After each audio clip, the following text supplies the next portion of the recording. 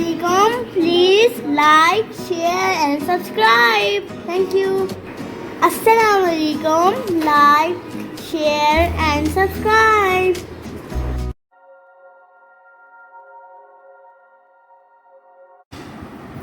أعوذ بالله السميع العليم من الشيطان الرجيم من حمزه ونفخه ونفسه بسم الله الرحمن الرحيم ربي يسر ولا تعسر وتمم بالخير ربي زدني علما إن الذين يكفرون بالله ورسوله ويريدون أن يفرقوا بين الله ورسوله ويقولون نؤمن ببعض ونكفر ببعض ويريدون أن يتخذوا بين ذلك سبيلا أولئك هم الكافرون حقا وأعتدنا للكافرين عذابا مهينا والذين آمنوا بالله ورسله ولم يفرقوا بين أحد منهم أولئك سوف يؤتيهم أجورهم وكان الله غفورا رحيما.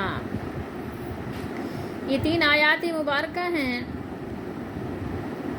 اور سورہ نساء ہے، 6واں سپارہ ہے. ترجمہ یہ ابن کثیر سے ہے.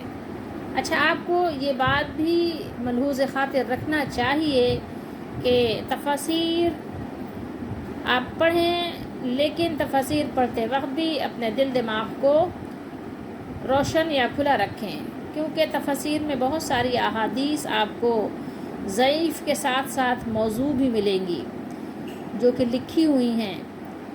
اب وہ جس وجہ سے بھی لکھی ہوں، جس حوالے سے بھی لکھی ہوں، لوگوں کو بتانے کے لیے لکھی ہوں کہ ہاں یہ غلط ہے، اس سے بچا جائے، یا جو بھی بہرحال، تو آپ کسی بھی تفسیر کو پڑھ کر یہ نہیں سمجھ سکتے کہ ہاں ہم نے اس تفسیر میں یہ پڑھا ہے تو یہ بات صحیح اور یقینی بھی ہے. ٹھیک ہے، اس کو آپ نے حدیث شریف سے ٹیلی کرنا ہے، صحیح حدیث سے. ٹھیک ہے، تو یہ بات آپ کو ہمیشہ یاد رکھنی چاہیے. بے شک جو لوگ اللہ اور اس کے رسولوں کا انکار کرتے ہیں، ٹھیک ہے، جو لوگ انکار کرتے ہیں، کفر کرتے ہیں، کس سے؟ اللہ اور اس کے رسولوں سے. رسول کی جمع رسول ہے تو اس لیے رسولوں. اور چاہتے ہیں وَيُرِيدُونَ، اور ارادہ کرتے ہیں یا چاہتے ہیں کہ وہ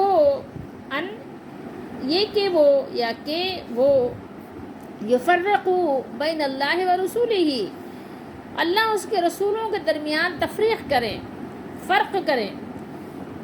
اور وہ کہتے ہیں ہم بعض پر ایمان لاتے ہیں اور بعض کا انکار کرتے ہیں. آپ کو ایسے بھی بہت سارے فرقے، بہت سارے گروہ، بہت سارے مذاہب ملیں گے کہ جو کچھ رسولوں کو مانتے ہیں، کچھ کو نہیں مانتے، اور کچھ تو ایسے ہیں جو صرف ایک ہی رسول کو مانتے ہیں. ٹھیک ہے، تو بعض کو مانتے ہیں، بعض کو نہیں مانتے، کچھ کو مانتے ہیں، کچھ کو نہیں مانتے. اور اگر ایک کا بھی انکار کر دیا تو یہ ہو گیا کفر، کافی ہے کفر کے لیے. ہم بعض پر ایمان لاتے ہیں اور بعض کا انکار کرتے ہیں. نؤمنو، ہم ایمان لاتے ہیں ببعض، بعض پر، ونکفرو، اور ہم انکار کرتے ہیں ببعض، بعض کو. ٹھیک ہے، وَيُرِيدُونَ، وہی صیغہ یہاں پر بھی ہے. اور وہ چاہتے ہیں یا وہ ارادہ کرتے ہیں کہ اس کے درمیان کوئی راہ اختیار کریں، کفر اور اسلام کے بیچ میں کوئی راستہ نکال لیں. بیچ میں تو کوئی راستہ ہے نہیں. بیچ میں اگر کوئی ہوتا ہے تو کون ہوتا ہے؟ وہ منافق ہوتا ہے. وہی لوگ حقیقی کافر ہیں. وہی لوگ کون ہیں؟ ہم الکافرون حقا، حقیقتاً کافر وہی ہیں اور وہی حقیقی کافر ہیں. اور ہم نے کافروں کے لیے رسوا کرنے والا عذاب تیار کر رکھا ہے. ہم نے تیار کر رکھا ہے عذاب مہین. اور جو لوگ اللہ اس کے رسولوں پر ایمان لائے اور انہوں نے ان میں سے کسی ایک کے درمیان بھی تفریق نہیں کی، فرق نہیں کیا، وہی لوگ ہیں جنہیں اللہ جلد ان کا اجر دے گا. اجور، اجر کی جمع ہے.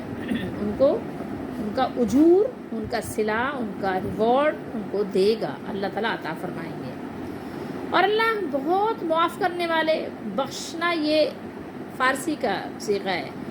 اور اللہ بہت معاف کرنے والے اور بہت رحم کرنے والے ہیں، غفور بھی ہیں اور رحیم بھی ہیں.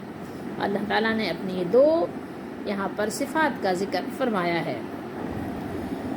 اس سے پہلے منافقین کے قبیح اعمال اور اقوال بیان کرنے کے بعد اب یہاں سے اہل کتاب میں دو بڑے مذاہب ہیں جن کو ہم ایک یہود کے نام سے جانتے ہیں اور دوسرے نصارہ. ان کے خیالات، ان کے شبہات اور ان کی تردید کا بیان شروع ہو رہا ہے، اور یہ سلسلہ سورہ مبارکہ کے آخر تک چلا گیا ہے. اللہ تعالیٰ کو ماننا اور رسالت و نبوت کو نہ ماننا کفر ہے، اس لیے کہ اللہ کا ماننا یہی ہے کہ زمانے کے جو نبی ہیں ان کا حکم مانا جائے، ان کی اتباع کی جائے، ان کے پیچھے چلا جائے. اس کے بغیر اللہ کا ماننا کیا ہے؟ وہ غلط ہے، وہ ممکن نہیں ہے، وہ بنیاد ہی ہل جائے گی، ٹیڑھی ہو جائے گی، اور وہ ماننا کارآمد نہیں ہوگا. اور یہاں پر ایک چیز اور بھی زیادہ سمجھنے کی ضرورت ہے. وہ کیا ہے؟ وہ یہ ہے کہ اللہ کے احکام کو ماننے سے انکار کر دینا، وہ آپ کا قولی ہو اپنی زبان سے، یا عملی ہو، آپ کا عمل بتا رہا ہو کہ آپ اللہ تعالیٰ کے حکم کو نہیں مان رہے، پابند نہیں ہو رہے ہیں. تو اس کا کیا مطلب ہوتا ہے؟ کس بات کی علامت ہے؟ یہ کہ آپ اللہ تعالیٰ کا بندہ ہونے سے انکار کر رہے ہیں، یہی بات ہے نا. ٹھیک ہے. اور اللہ کی بندگی، اس کی عبادت سے انکار کا کیا مطلب ہے؟ کیا مطلب ہے؟ کبھی آپ نے سوچا ہے کس بات کی علامت ہے؟ کہ آپ علامت اس بات کی آپ شو کر رہے ہیں کہ آپ کائنات کو بنانے والے مالک کا آپ انکار کر رہے ہیں، کائنات کے بنانے والے پر آپ کا ایمان نہیں ہے. اور یہ کیسی ہی عجیب بات ہے. آپ اس کو ایک مثال سے سمجھ لیجئے نا، کہ ایک کوئی کمپنی کا آنر ہے، آپ اس کی بعض باتوں کو مانتے ہیں، بعض کو نہیں مانتے، بعض آرڈر آپ فالو کرتے ہیں، بعض کو آپ جو ہے فالو نہیں کرتے. کس بات کی علامت ہے یہ؟ کیا شو کرنا چاہ رہے ہیں آپ بتائیں. تو آپ کو وہ کمپنی کا مالک کبھی آپ کو اپنی کمپنی کا امپلائی رکھے گا؟ نہیں رکھے گا نا. بعض رسولوں کو ماننا اور بعض کو نہ ماننا خالص کفر ہے. یہ میں کیوں کہوں گی؟ قرآن بیان کر رہا ہے نا، قرآن پڑھو نا. اللہ تعالیٰ نے ان لوگوں کی جو خصائل ہیں، جو عادتیں ہیں، وہ کوئی بھی ہو، آپ اس کو کوئی بھی نام دیں، ان کی سرزنش کی ہے، جو اس کے ساتھ اور اس کے رسولوں کے ساتھ کفر کرتے ہیں، اور انہوں نے ایمان لانے میں اللہ اس کے رسولوں میں فرق کر دیا ہے. پھر بعض انبیاء پر ان کا ایمان ہے اور بعض کے ساتھ وہ کفر کرتے ہیں. تو یہ سمجھیے کہ یہ محض اپنے خواہش و عادت اور اپنے آباء و اجداد کی تقلید کی وجہ سے ہے، اس وجہ سے نہیں کہ ان کے پاس کوئی دلیل ہے، اپنی وہ دلیل کی بنیاد پر ایسا کر رہے ہیں. نہیں، ان کے پاس قطعاً کوئی دلیل نہیں ہے، بلکہ محض خواہش و عصبیت بھی آپ کہہ سکتے ہیں، عصبیت سے کام لیتے ہیں کہ کچھ بھی ہو جائے، اپنے ہی گروہ کا، اپنے ہی لوگوں کا ساتھ دینا ہے. ٹھیک ہے، وہ اپنے لوگ غلط ہوں یا اپنے لوگ صحیح ہوں، ساتھ انہی کا دینا ہے. اگلا کتنا بھی صحیح ہو، اس کا ساتھ نہیں دینا، اسے عصبیت کہتے ہیں. تو وہ عصبیت سے کام لیتے ہیں. ٹھیک ہے. اور اہل کتاب پر اللہ تعالیٰ نے لعنت کی ہے. ان کا دیگر انبیاء پر تو ایمان تھا، مگر کیا کیا انہوں نے؟ کچھ کو مانا، کچھ کو نہیں مانا. کچھ نے حضرت موسیٰ علیہ السلام کو مانا، عیسیٰ علیہ السلام کو نہیں مانا. اور کچھ نے حضرت موسیٰ علیہ السلام کو مانا، عیسیٰ علیہ السلام کو نہیں مانا. کچھ نے محمد رسول اللہ صلی اللہ علیہ وسلم کو نہیں مانا، ایمان نہیں لائے. ٹھیک ہے. بہرحال بتانا یہاں مقصود یہ ہے کہ جو کسی بھی نبی کے ساتھ کفر کرے تو گویا اس نے تمام انبیاء کرام علیہم الصلاۃ والسلام کے ساتھ کفر کیا، کیونکہ ہر اس نبی پر ایمان لانا واجب ہے جسے اللہ تعالیٰ نے اہل زمین کی طرف مبعوث فرمایا.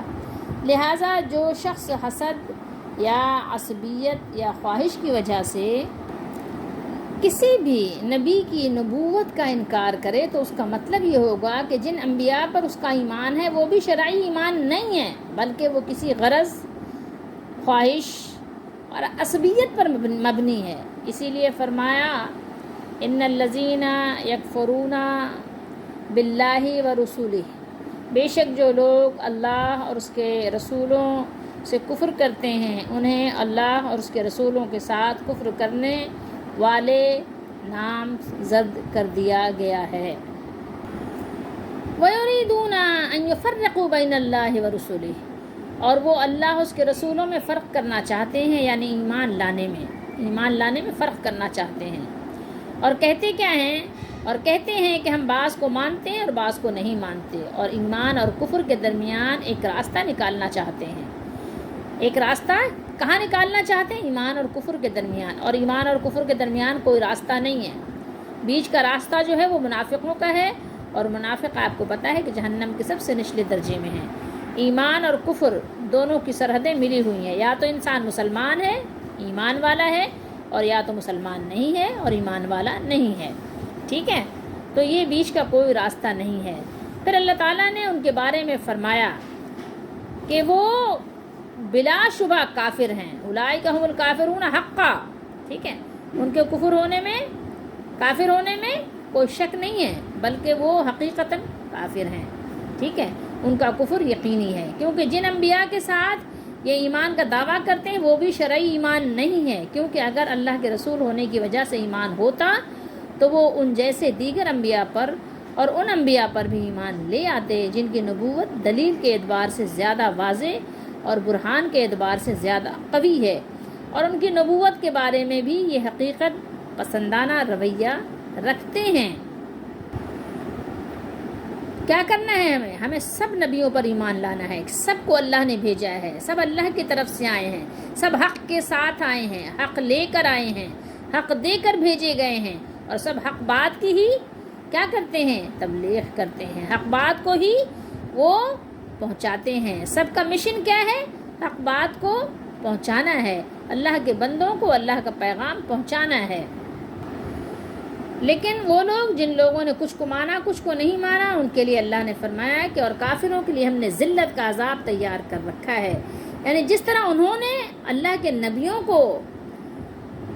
نبیوں کو نہ مان کر ان کی گستاخی کی اور گستاخی کا رویہ اختیار کیا،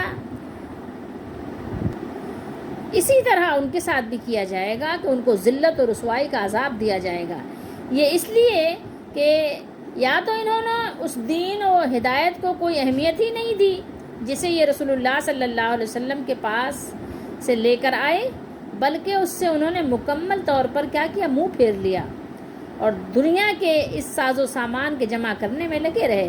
دنیا بس دنیا مل جائے، دنیا کی کوئی چیز میں کمی نہ آئے، ٹھیک ہے؟ خوب کھائیں تو کھاتے ہی رہیں، اتنا کھائیں کہ بس کھاتے ہی رہیں۔ ایک کھا لیا کھانا تو دوسرا کھانا، اچھے سے اچھا کھانا ہے، زبان کی لذت کے لیے جو کرنا پڑے کر ڈالو، عیش کریں، آرام کریں۔ زیادہ نیند کس طرح آئے گی؟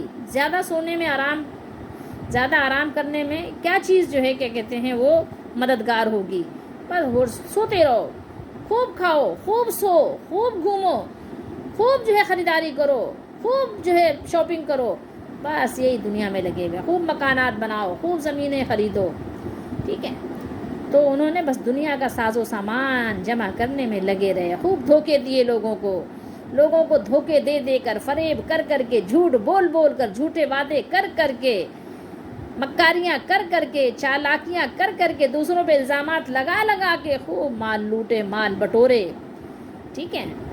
حالانکہ ان کو اس کی ضرورت نہیں تھی، لیکن یہ کہ بس حد سے زیادہ ہوس نے ان کو جو ہے برباد کر دیا۔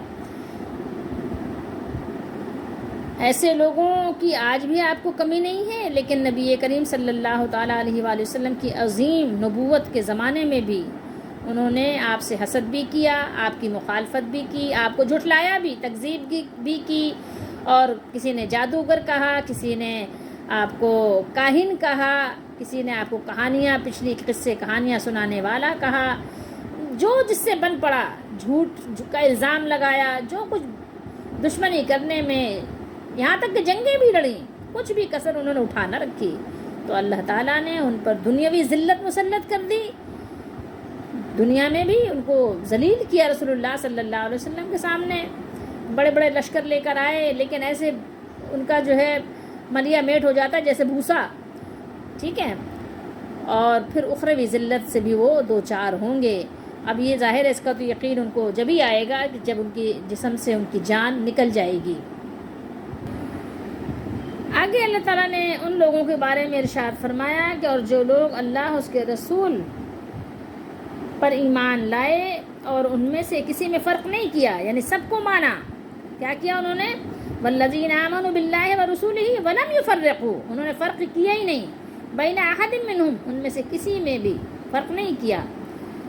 تو پھر اللہ تعالیٰ نے ان کے لیے کیا فرمایا کہ وہ لوگ ہیں کہ وہ ہر اس کتاب پر ایمان لاتے ہیں جسے اللہ تعالیٰ نے نازل فرمایا، اور ہر اس نبی پر ایمان رکھتے ہیں جسے اللہ تعالیٰ نے مبعوث فرمایا، بھیجا. جیسا کہ اللہ تعالیٰ نے ارشاد فرمایا کہ آمن الرسول بما انزل الیہ من ربہ والمؤمنون،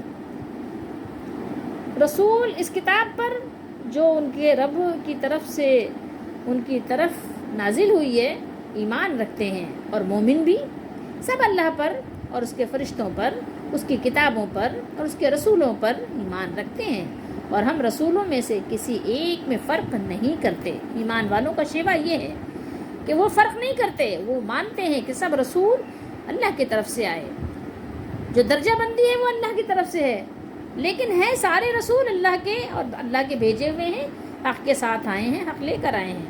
تو ایمان والے کسی میں فرق نہیں کرتے کہ نہیں جناب یہ اتنے صحیح تھے، وہ اتنے صحیح تھے، یہ ایسے تھے، وہ ویسے تھے. نہیں، سب اللہ کی طرف تھے، اللہ کی طرف سے تھے، اور سب نے ہی حق کو ہی اپنا مشن بنایا اور حق کے پیغام کو ہی آگے پہنچایا. تو پھر ایسے ایمان والے بزرگوں کے بارے میں اللہ نے کیا ارشاد فرمایا اولئک سوف یؤتیہم اجورہم، ایسے لوگوں کو وہ عنقریب ان کی نیکیوں کے صلے عطا فرمائے گا. اللہ تعالیٰ ان کو اس کی جزا ملے گی اس ایمان کی وجہ سے جو یہ اللہ اس کے رسولوں پر رکھتے تھے. اور پھر فرمایا وکان اللہ غفور الرحیم، اور اللہ معاف فرمانے والے مہربان ہیں. اگر ان میں سے کچھ لوگوں سے کوئی گناہ ہو جائے، غلطی ہو جائے، بھول چوک ہو جائے، تو کچھ بھی اگر ایسی کوئی چیز خطا سرزد ہو جائے تو بھی وہ اللہ تعالیٰ ان کو معاف فرما دیں گے، کیونکہ اللہ تعالیٰ نے وعدہ فرمایا ہے اور اللہ کا وعدہ سچا ہے. اللہ نے وعدہ کیا فرمایا؟ ان الحسنات یذہبن السیئات. اللہ نے فرمایا کہ حسنات جو ہیں وہ سیئات کو مٹا دیتی ہیں، سیئات کو دور کر دیتی ہیں حسنات. اور سب سے بڑا حسنہ کیا ہے؟ اللہ پر ایمان رکھنا، اللہ کے رسولوں پر ایمان رکھنا. ویسے ایمان رکھنا جو ایمان کا تقاضا کیا گیا ہے، تو اللہ تعالیٰ ان کی برائیوں کو دور فرما دیں گے، انہیں توبہ کی توفیق ملے گی. تو یہ اللہ تعالیٰ کی طرف سے ان کے لیے ایک خاص تحفہ ہے. ذرا اس پر غور کیجئے. نؤمن ببعض ونکفر ببعض، یہ تو وہ برملا کہہ دیتے تھے، لیکن ذرا اپنے زمانے میں غور کیجئے کہ بعض پر ایمان لاتے ہیں اور بعض کا انکار کرتے ہیں. ابھی ہم آپ کو اس کے بارے میں تھوڑا سا بتائیں گے. سورہ بقرہ میں بھی اللہ تعالیٰ نے بیان کیا ہے، لیکن یہاں بھی آپ ذرا غور کر لیجئے تو کچھ راہیں کشادہ ہو جائیں گی، ذہن کے دروازے آپ کے دریچے کھل جائیں گے کہ سب کو ماننا ایمان ہے، کسی ایک کا انکار کفر ہے. جبکہ یہ لوگ بعض پر ایمان لا کر اور بعض سے انکار کر کے ایک تیسرا راستہ اختیار کرنا چاہتے ہیں، تیسری راہ. اور اس کا نام کیا رکھ دیتے ہیں؟ اس کا نام رکھ دیتے ہیں، کوئی نہ کوئی نام رکھ دیتے ہیں. جیسا کہ آپ ہمارے زمانے میں آپ دیکھ لیں، دنیا پرستوں نے، دنیا کی ہوس نے کیا کیا کہ مسجدوں میں نمازیں بھی ہو رہی ہیں، مسجدوں میں نمازیں ہو رہی ہیں، جمعہ قائم ہو رہا ہے، لیکن مسجدوں کے باہر بازاروں میں کیا ہے؟ وہاں سود ہے، سود کا نظام چل رہا ہے. ایک کو مانا، ایک کو نہیں مانا. غم اور شادی اور عام رہن سہن میں کیا ہے؟ غیر مسلموں کی نقالی ہو رہی ہے. عدالتوں اور حکومت کے شعبوں میں کیا ہیں؟ کفریہ قوانین ہیں. آپ کو معلوم ہے کہ قرآن و سنت کے خلاف جو قانون بنتے ہیں وہ کون سے قانون ہوتے ہیں؟ قرآن و سنت کے خلاف جب قانون بنائے جائیں گے، قوانین وضع کیے جائیں گے، تو اس کو کیا نام دیں گے آپ؟ کفریہ نہیں ہوں گے تو کیا ہوں گے بتائیے؟ اور نام رکھتے ہیں اسلامی جمہوریہ. نام تو خوبصورت رکھ لینے میں کوئی قباحت نہیں ہے نا، آپ نام خوبصورت رکھ لیں، لیکن نام کا فائدہ جب ہوگا کہ کام بھی خوبصورت ہوں، قرآن و سنت کے مطابق ہوں. تو ہمارے یہاں ہے کچھ کو مانا اور کچھ کو نہیں مانا، اور سب کچھ کو ملا کر اس کا نام اسلام رکھ دیا. ٹھیک ہے؟ اللہ تعالی ہم سب کو توفیق دے کہ ہم پورے کے پورے مومن اور مسلمان اور سب نبیوں پر ایمان رکھنے والے اور قرآن اور حدیث کی سب باتوں کو ماننے والے ہو جائیں۔ اور آپ نے ممکن ہے کہ سنا ہو، ممکن ہے کہ نہ سنا ہو، کہ کچھ لوگ ایسے بھی ہیں جو کہتے ہیں قرآن کو مانیں گے، حدیث کو نہیں مانیں گے، حدیثیں 200 سال بعد لکھی گئی ہیں، نعوذ باللہ، اس لیے وہ صحیح نہیں ہیں۔ جو صحیح نہیں ہے وہ محدثین نے خود ہی لکھ دی ہیں کہ وہ صحیح نہیں ہے، وہ ضعیف ہیں، وہ موضوع ہیں۔ ان کا اگر ضعف ہے تو کس درجے کا ہے، اگر وہ وضع کی گئی ہیں موضوع ہیں تو کس کتاب میں کس نے ان کو وضع کیا ہے، اور اس حدیث کا راوی جو ہے وہ اس کا کیا مقام و مرتبہ ہے، کیا درجہ ہے، تو ان کے بارے میں جرح ہو چکی ہے۔ ٹھیک ہے، اب ہمارے پاس صحیح احادیث کا ذخیرہ موجود ہے۔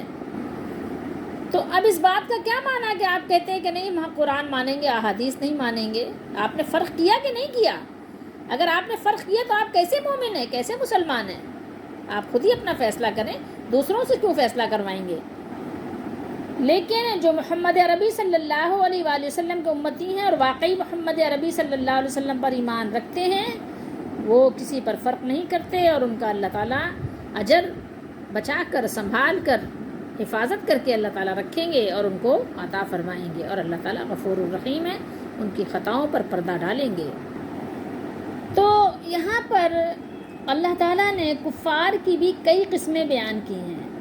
ٹھیک ہے، ایک وہ قسم ہے کہ جو اللہ کو مانتے ہیں لیکن نبوت و رسالت کے قائل نہیں ہیں۔ ٹھیک ہے، ایک وہ جو بعض انبیاء کی نبوت کو مانتے ہیں اور بعض کی رسالت کا انکار کرتے ہیں، اور کچھ وہ ہیں کہ جو پہلے انبیاء کو مانتے ہیں، محمد رسول اللہ صلی اللہ علیہ وسلم کی نبوت کا، رسالت کا انکار کرتے ہیں۔ بہرحال اب یہاں پر یہ ایک بات قابل غور ہے، وہ کیا ہے کہ جو اللہ تعالیٰ پر ایمان لائے، اللہ پر ایمان رکھے اور انبیاء کے ساتھ کفر کرے، تو اللہ تعالیٰ نے اس کو پکا کافر کہا ہے کہ وہ پکا کافر ہے۔ اللہ نے اس کو کیا کہا ہے؟ اللہ نے فرمایا کہ اولئک ھم الکافرون حقا۔ تو یہ کیوں کہا گیا ہے، اس پر غور کرنا ہے آپ نے۔ اس لیے کہ جو سلسلے وحی اور نبوت کو تسلیم نہ کرے، اسے اللہ تعالیٰ کی صفات کمال کا صحیح علم ہو ہی نہیں سکتا۔ کیسے معلوم ہوگا اس کو اللہ کی صفات کا؟ اللہ کی صفات کون بتاتا ہے؟ وہ انبیاء علیہ السلام بتاتے ہیں۔ اور اس کو عبادت کا طریقہ بھی معلوم نہیں ہو سکتا۔ اس کو کیسے معلوم ہوگا کہ اللہ تعالیٰ کی عبادت کیسے کریں، کیونکہ وہ نبی کو نہیں مان رہا ہے، اور اللہ کی عبادت کا طریقہ تو نبی ہی سکھاتے ہیں۔ جب اس نے نبی کو مانا ہی نہیں، نبی علیہ السلام کا انکار کر دیا، تو اس کو عبادت کا طریقہ کیسے پتہ چلے گا؟ اور عبادت سے، اللہ کی اطاعت سے انسان اللہ کا قرب الہی حاصل ہوتا ہے۔ ٹھیک ہے، تو جب اللہ تعالیٰ کی صفات، اس کے کمال کو انسان نے پہچانا ہی نہیں، مانا ہی نہیں، اور اس کی عبادت کے صحیح طریقوں کو جانا ہی نہیں، تو آپ کیسے اس کو آپ بتائیں گے کہ وہ عبادت جو کر رہا ہے وہ صحیح کر رہا ہے؟ اس کی عبادت صحیح کیسے ہو سکتی ہے؟ آپ ان قوموں کے رسوم عبادت کو دیکھیے جو اللہ تعالیٰ پر ایمان رکھتے ہیں لیکن کسی نبی کے پیروکار نہیں ہیں۔ ایک اللہ کا تو آپ کو پتہ ہے سب ماننے والے ہیں، کچھ لوگ ایک اللہ کو مانتے ہیں اس کے ساتھ شریک ٹھہراتے ہوئے، اور کچھ لوگ شریک نہیں بھی ٹھہراتے تو ایک بڑے الہ کا ان کے ہاں تصور ہے، جس نے زمین و آسمان، پہاڑ، دریا، سمندر یہ وہ بنائے۔ تو ایک یعنی چھوٹے چھوٹے ان کے الہ ہیں، لیکن ایک بڑا الہ جو ہے اس کا تصور تو ہر مذہب میں پایا جاتا ہے۔ آپ ان لوگوں کی، ان قوموں کی جو اللہ تعالیٰ پر ایمان رکھتے ہیں، کسی نبی کو نہیں مانتے، ان کی اگر آپ عبادت کے طریقے دیکھیں تو آپ حیران ہو کر رہ جائیں گے۔ اسی طریقے سے فلاسفہ قدیم و جدید نے جن صفات الہیہ کا اقرار کیا ہے، اس بات کیا ہے، وہ بھی انسان کے لیے کچھ کم پریشان کن نہیں ہے۔ وہ بھی آپ دیکھیں تو حیران و پریشان ہو کر رہ جائیں۔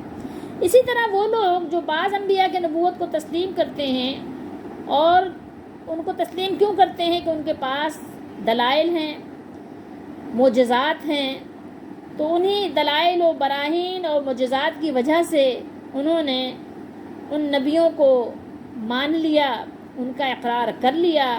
اب جب ان سے بھی محکم تر دلائل و براہین اور روشن تر معجزات ایک دوسری ہستی میں پائے جاتے ہیں جن کو ہم محمد عربی صلی اللہ علیہ وسلم کہتے ہیں، تو وہ اس کی نبوت پر کیوں ایمان نہیں لاتے؟ ان کا یہ ایمان نہ لانا پہلے انبیاء علیہ الصلاۃ والسلام کے انکار کے مترادف ہے، اسی کی طرح ہے کہ جیسے کہ انہوں نے ان کو بھی نہیں مانا۔ آپ سمجھ سکتے ہیں کہ ان کو ماننے کا کیا مقصد ہے؟ وہی پیچھے جو بات ہوئی ہے، یا تو عصبیت ہے، یا تو باپ دادا کی تقلید ہے، یا تو کوئی غرض ہے، ٹھیک ہے، کہ کہیں نہ کہیں کسی نہ کسی رجسٹر میں اپنے آپ کو نام لکھوانا ہے، رجسٹریشن کروانی ہے، ٹھیک ہے، اور کسی نہ کسی مذہب سے تو اپنا تعلق جوڑنا ہی ہے نا، ورنہ پھر انسان دہریہ بن جاتا ہے۔ اور آپ کو یہ بھی معلوم ہونا چاہیے کہ محمد عربی صلی اللہ علیہ وسلم پر ایمان لانا لازم ہے، لازم، ایمان نہیں لائیں گے بات نہیں بنے گی۔ اور آپ پر ایمان لانے کی تاکید ہر زمانے کے نبی نے فرمائی، صرف آپ کا انکار نہیں بلکہ تمام سابقہ انبیاء و مرسلین کی تکذیب ہے اگر آپ صلی اللہ علیہ وسلم کو نہیں مانا تو گویا کہ آپ نے کسی نبی کو نہیں مانا، کیونکہ سب نبیوں نے کہا، اور پچھلی کتابوں میں بھی محمد عربی صلی اللہ علیہ وسلم کا ذکر موجود ہے۔ کوئی شخص اللہ کو مانے، اللہ کی باتوں کو، قرآن کو مانے اور اللہ کے رسولوں کو نہ مانے، تو آپ خود ہی غور کریں کہ اللہ تعالیٰ نے تو حکم کیا دیا ہے، قرآن نے کیا حکم دیا ہے؟ کہ قرآن نے تو حکم دیا ہے کہ اللہ کی اطاعت کرو، اللہ کے رسول کی اطاعت کرو، اللہ کا حکم مانو، اللہ کے رسول کا حکم مانو۔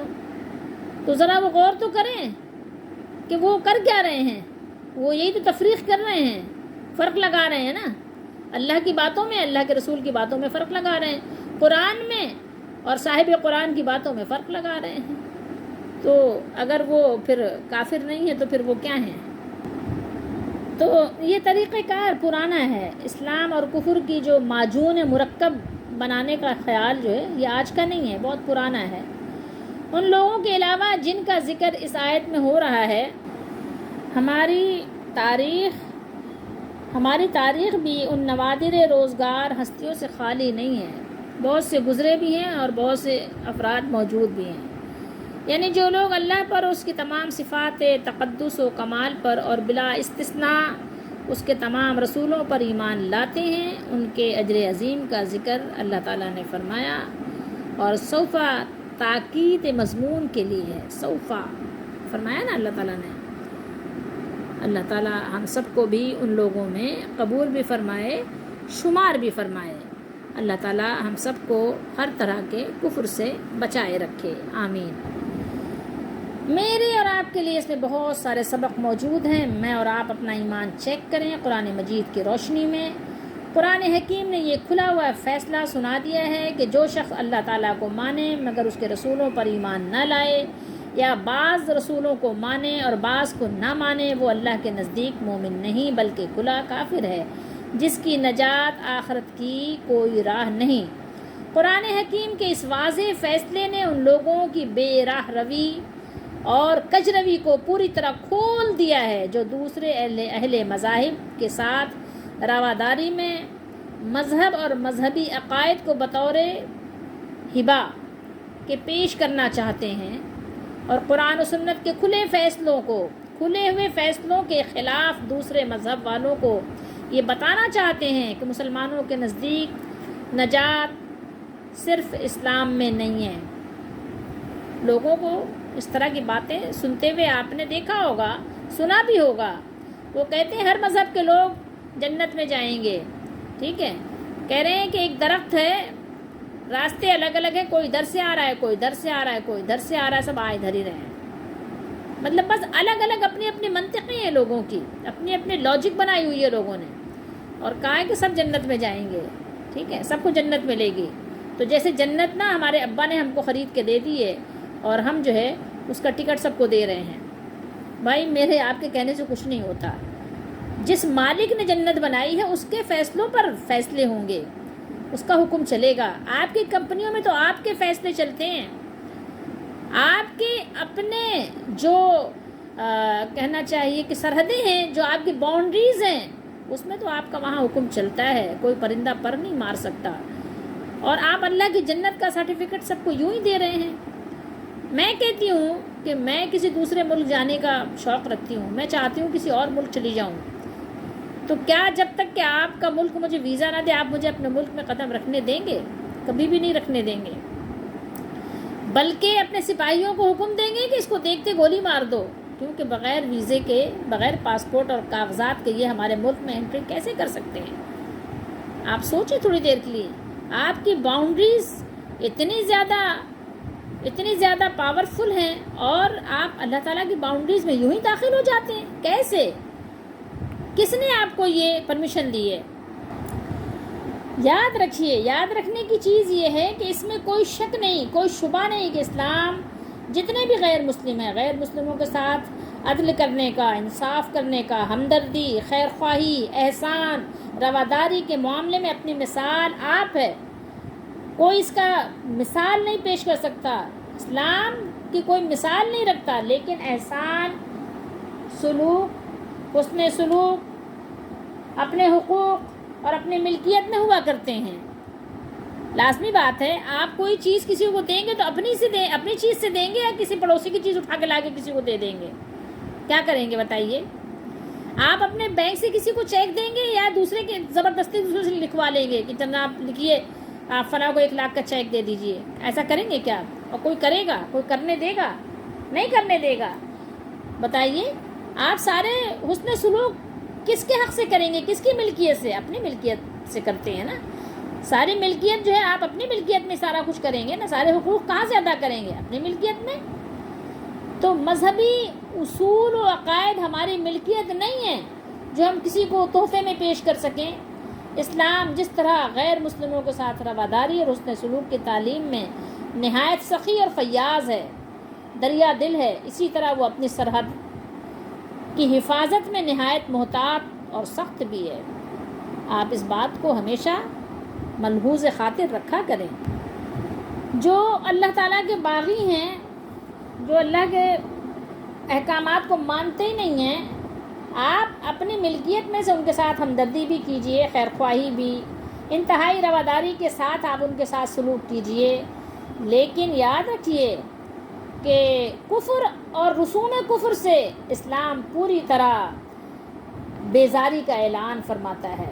مسلمانوں کو باغیوں سے الگ ایک قوم اسلام قرار دیتا ہے اور ان کے قومی شعائر کی پوری طرح اسلام حفاظت بھی کرتا ہے۔ وہ عبادت کی طرح مسلمانوں کی معاشرت کو بھی دوسروں سے ممتاز رکھنا چاہتا ہے، جس کی بے شمار مثالیں قرآن و سنت میں موجود ہیں۔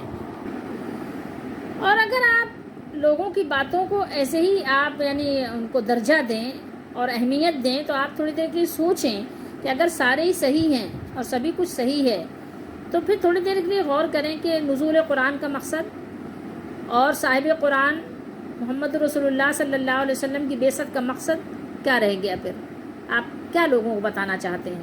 اللہ ہماری دستگیری فرمائے، ہمیں سیدھے راستے پر چلائے، اور اللہ تعالی ہم سب کو ہر طرح کے کفر سے بچائے، بغاوت سے بچائے، ہمیں اللہ تعالی پورے اسلام پر عمل کی توفیق دے۔